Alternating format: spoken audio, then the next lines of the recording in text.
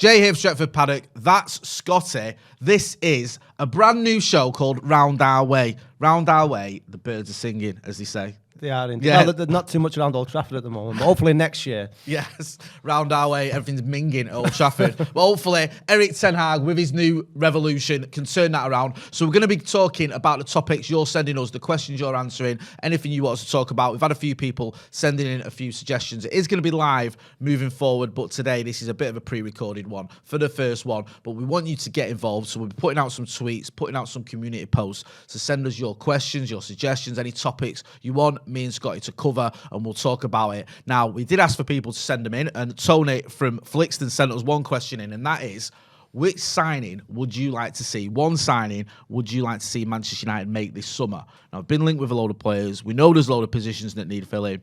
Scotty, who do you want to see Manchester United sign? If it was the main one, the first one, who would it be? The first one, or one that I actually think will come off given the sort of resources that Ten Hag might get from the Glazers. Yeah. Well, that's a different story, but yeah, go on. I'd really like to see Savic for SMS from Lazio.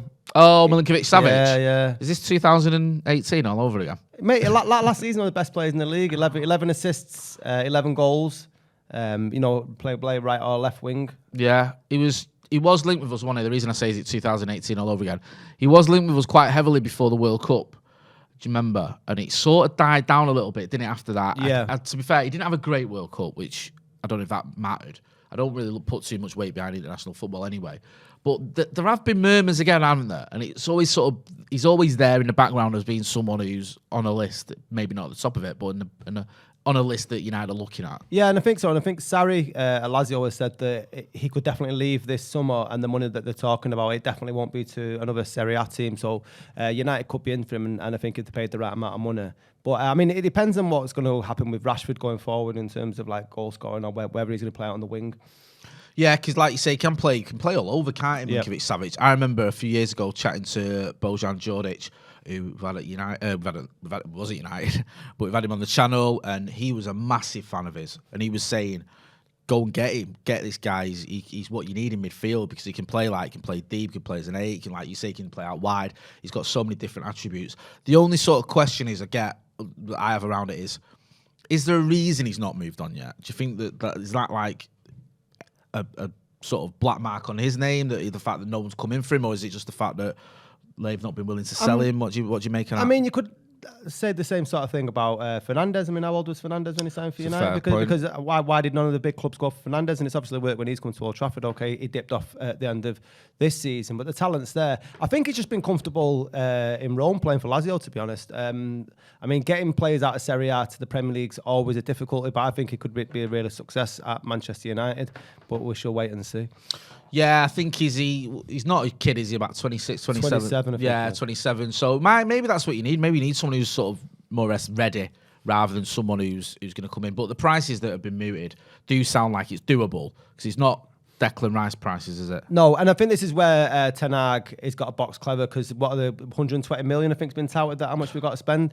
I'd prefer, and I think we've discussed this previously, is to sort of buy players that are a little bit less known, and then build from there. But in the same respect, you are going to need some sort of seasoned pros to come along. And if SMS can offer more of a sort of utility man, it gives us Ten Hag more of a sort of focus in case he hasn't got the player that he wants in certain positions. No, I hear that. I definitely hear that. You make a good point there, because we can't go out and just buy another Paul Pogba style or Harry Maguire style signing where it's like 80 million, and then you've got 40 million left. And the pressure that comes with the big tax as well. No, I completely agree. Be interested to see what happens with him, whether he does move to United or anywhere else this summer.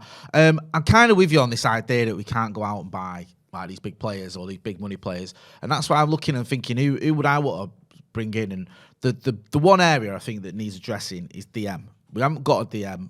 Matic is leaving. We've not had a DM since we signed him, and you can argue that didn't quite work out. And I think that, yes, we've been linked with De Jong. He's not a DM. You've got James Garner, who can come back from Forest. He's not a DM. And it's like, we tried the McFred thing, but neither of them are a DM.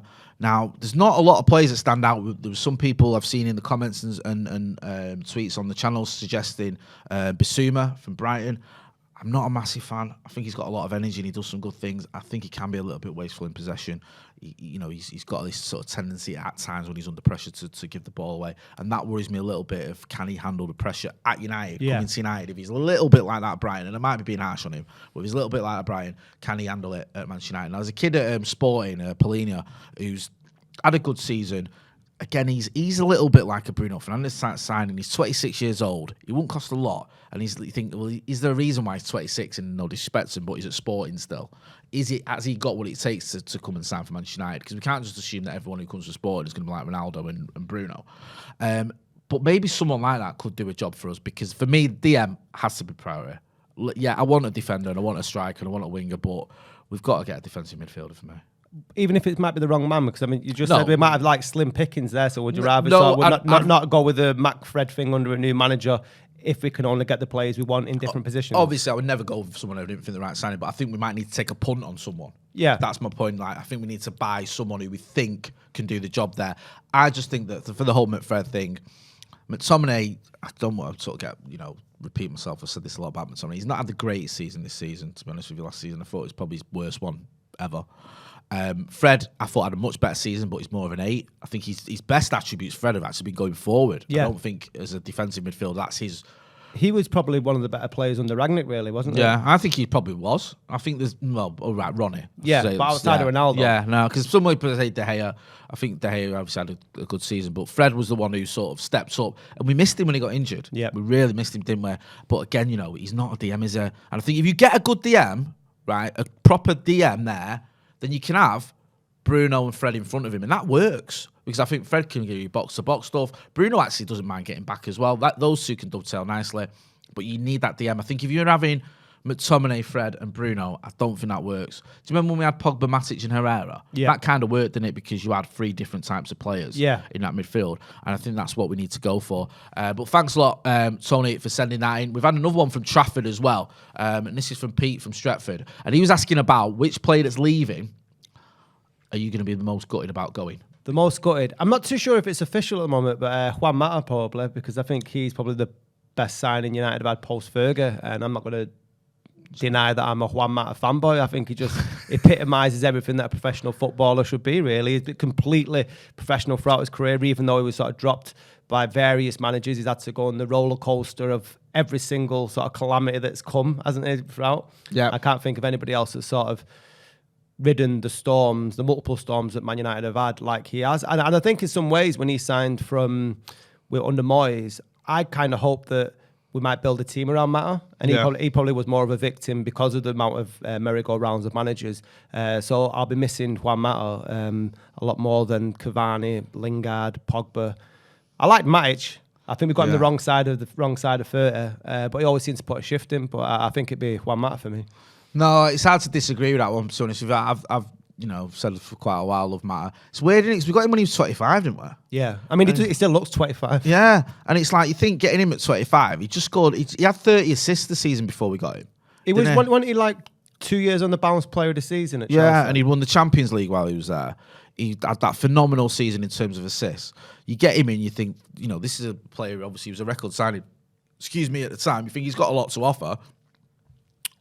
And maybe right, we should have built a team around him. I always felt that it was a bit of it didn't quite fit with him and Rooney. It was almost like it felt at one stage it was one or the other in that 10 role. Yeah. Do you remember, like, we used to have Rooney used to play there and then it was Mata, and it was like sometimes Mata would be out wide. That was the strangest thing. Yeah. A man with no pace at all. And especially when we had do you remember the times when we had Lukaku, Rashford, or Martial, Mkhitaryan, and then Mata out on the wing?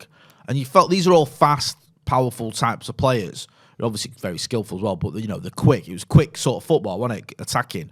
And he felt like he was playing a bit of catch up, but he did well. His numbers were good. Yeah. Do you know what I mean? And his numbers have always been pretty decent at Manchester United. I do feel a little bit sorry for him because I think he's one of the few players, and I can understand why you say he's our best signing post-Fergie, who has emerged from the post-Fergie era, I think, with any credit. Yeah. I think if Juan Mata, walks into a pub in Manchester, everyone will buy, the red half, will buy him a drink, whereas I think a lot of players who've been you've been a bit underwhelmed with, haven't you? Pretty much. I mean, underwhelmed, saying it lightly. I'm being polite there. Yeah, you are really. I do hear the shout out. I think you're right to mention Matic because there was a lot of lights about Nemanja Matic, and I do think he always, like you say, he put a shift in. I think he tried. I just think he was on his decline, wasn't he? Yeah, I mean, we still won the Europa League. Nah, we bought him. Did we buy him after? Yeah, we bought him the season after that, I think. There's my knowledge of fucking. It's been 5 years. I'm pretty sure we did anyway, yeah. Yeah. Because I think it was him, Lukaku and Lindelof, I think, were the main signings after the Europa League. And you think, oh, that's a good spine. And I remember being very impressed. I remember on his debut being impressed with him because he was very vocal. He was organising players, and I thought, this is what we need here. We need someone like this. That's what we need now. We need a young Nemanja Matic now. I think that's right, because it was like, he thought to yourself, I think he was just before he was 29. He was 28 until he was 29. But I thought, like, you might get 3 or 4 years out of him. It never really happened, did it? No. Do you know what I mean? With that one season when we finished distant second, another season where, like I say, when he did well once Jose was on his way out, and well, when he's gone, where him and Herrera and Pogba worked well together. But it was always fits and starts with Man United, wasn't it? But another one who sort of, even though things weren't going well, he was never sort of misbehaving in the press or they're sulking and stuff like that in the same sort of regard as Mata. But then you look to the other 2 players that are leaving, or other 3. I mean, Cavani, will you be missing Cavani? He's the strangest cult hero. If he didn't have that song, I don't think that many people would love Edison Cavani. Do you still love Edison Cavani? I never did love Edison Cavani. I like a man to turn up to it. I know. Well, this is it. I liked him after the first season, and then the second season, I was getting really annoyed when, like, you know, after the derby, where he trained all week and then declared himself unfit the day of the game, after he lost Ronnie as well, and then. I mean, it was a strange signing. So remember when Cavani signed and there were. Because everyone's like, oh, here we go, another free transfer. And I think people were hoping that he might fit into the same mould as the lion, the legend that is Zlatan Ibrahimovic. And he's not fit enough to lace his boots. I mean, if you look what Ibrahimovic is doing, just done at AC Milan. Did you see his speech? No, amazing speech in the changing rooms about how AC Milan owns all of Italy. and then turned the table up. But it's just, I mean, anybody out there watching that hasn't seen it, check it out, because Man United could do with a leader like that in the change room now. Honestly, really inspirational. It's just pure Zlatan. But that's what I think a lot of people expected Cavani to be when it came to United. Did you see our Man United socials of the day saying about him being a mentor to the younger players and all that, and posting pictures of him sort of advising, I don't know, Elanga or whatever?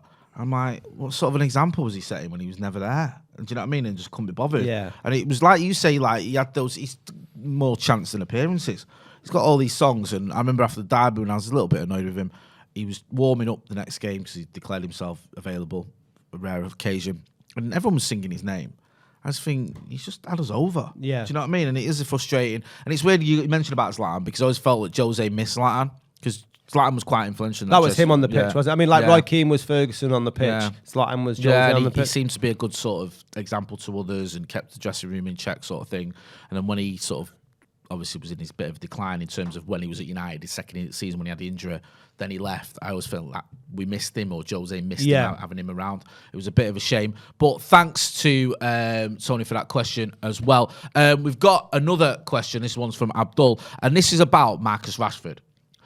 Do you think Marcus Rashford next season is going to step up? Do you think there's still life in Marcus Rashford's Manchester United career? I mean, yeah, there's no way on earth that I think he wants to leave, and I think the rumours that came out early on this year were just complete nonsense. I don't think he has any ambition to leave Man United. I think if he doesn't step his game up, then he might not have the choice. It might be on other people to decide whether it's his time to leave. But I think it's either make or break for Rashford. Me personally, I'd like to see him out of the wings more than I would centre forward. But given that United haven't got that many centre forwards next season, it might be that he has to go up front. But he's got to prove it this season.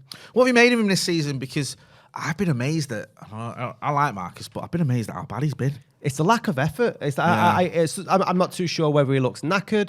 I was at the Burnley game at home, brought my daughter. It was like a first game this season. And just the huffing and puffing because he couldn't bother chasing the ball down. I was like, what's up with you, lad? Do you know what I mean? He just seemed un-Marcus-like, because he's usually, like whip it chasing a paper bag down the street. That's the sort of enthusiasm and ambition that he had to try and win. Now, you don't know if that's come down to the lack of support from Rangnick. Obviously, we're getting leaks now as to sort of how the dressing room was, but still, it's a club that he's come out time and time again, more so than many others that you'd expect to stand out and say, okay, we should have done better. But Marcus has always sort of took it on his chest and very much sort of spoke on behalf of all United fans that it isn't good enough. And it sort of felt towards the end of the season that he threw the towel in. Yeah, I hear what you're saying there. There was the game under where I think Mason Greenwood had a shot and the keeper spills it and he doesn't go for it. And people are like, what's up with him? There's another game where Paul Pogba was calling him over to try and help out defensively. We can see the goal. There's another one where against Chelsea where Alex Telles is just having a nightmare against Reece James. Reece James is just he's got him all over the gaff. And Ronaldo was saying to Marcus, go and support him, give him a bit of cover because he's getting overrun over there. And like you say, you use the term very on Marcus, and I agree. People say, he's always had a bit of that. So I don't agree with that. I don't think he has. I always think he's a player who's given his all. Yeah, I think Marcus's problem is probably that he's give too much and he's set a bar so high for himself because he's had a bad season, but he's had a bad season in United's worst season post-Ferguson, hasn't he? So, I think you have to take it into a bit of context. Everything's gone to shit this season, so I think you need to give him a little bit of leeway regarding his performances, and you'd expect and hope, and it looks like he wants to. There's rumours of him going to America to do warm training. Yeah, I think Steve was talking about this.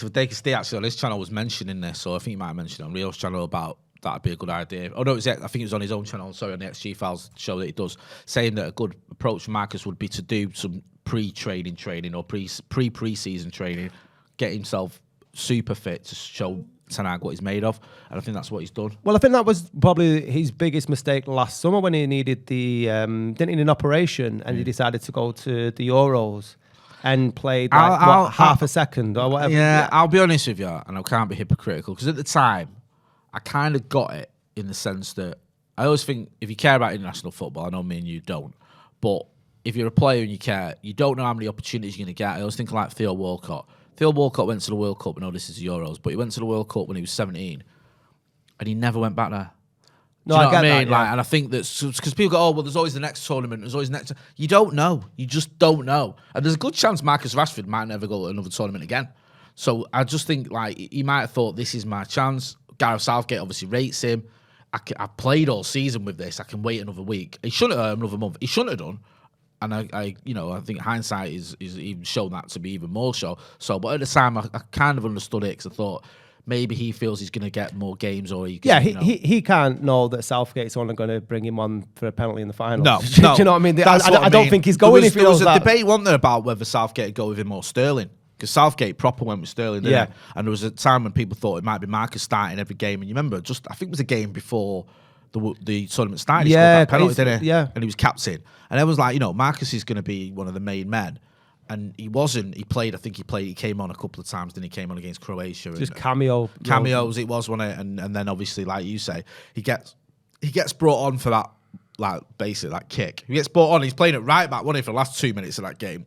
And then he gets brought on, he gets to take the penalty, misses it, has his surgery. It's a really weird season because he had his surgery, came back, he scored a few goals at first, scored against Spurs, I think, in the Champions League and a couple of others. And then he just stopped. And I don't know, there was rumours, weren't there, the players, we saw some articles this week about players being a little bit unhappy, questioning the inclusion of Anthony Elanga. And I wonder whether Marcus was one of them, because he kind of kept him out of the team, didn't he, towards the end, Anthony Elanga? Yeah, but I mean, if you want your place back in the team, you get it by putting performances, not by spitting your dummy out. No, do you know what I mean? I agree and I think that. another thing that you have to put in Marcus's favour is that the seasons where he has been one of United's better players, he's been playing through injury a hell of a lot of the time. Do you know what I mean? So I don't think there's always been a question mark, and people have always said about the charity work and whether that's a play. I don't buy into that myself, whether that's paid any weight into his performances. So if he goes away and does some, pre-season? Pre-season. The season before the pre-season. Yeah, then it can only help him, because I think that he's got it in his locker to be a Ten Hag player, the sort of type of plays it fast off up front and pressing. I think he's got it, but it's all on him. No, I agree. I still think Marcus is a player there, but he needs to do it, and I think he might need to do it quickly under Ten Hag. I think he might need to show in those first few months, because if he comes in and he's terrible... Yeah, there's no emotional link. I mean, with Solskjaer, then there was an emotional link, hasn't it? Obviously, the United thing, but Ten Hag isn't going to start taking him prison. I hope he doesn't. I don't want any nice it is when he comes into the club. And I think the good thing for Ten Hag is I think we're all at a stage now where he could drop anyone and we don't care. Yeah, I mean... I think we're all at a stage where it's like, none of us are going, I can't believe he's done that. It's like, do you know what? I get it. They're all pretty shocking. Do what you got to do to get this absolute shambles turned around. Anyway, we're going to leave it there. Thanks to everyone who sent in questions. We're going to be back next week, and we are going to be live. So we're going to put some links out. So make sure you're giving us your questions, your suggestions, your topics, and you can get involved in all that. Scotty, where can people find you? On Twitter, Arkid, ARGH Kid, and then we'll be back tomorrow doing the Scotty and Motty podcast. Yes, we're going to have the Scotty and Motty podcast. We're back with that. Make sure you check in that as well. Make sure you follow him on Twitter. Make sure you are subscribing to the channel. We want to get to 700,000 subscribers. With your help, we can get there. This has been the inaugural episode of Round Our Way. Thanks for watching.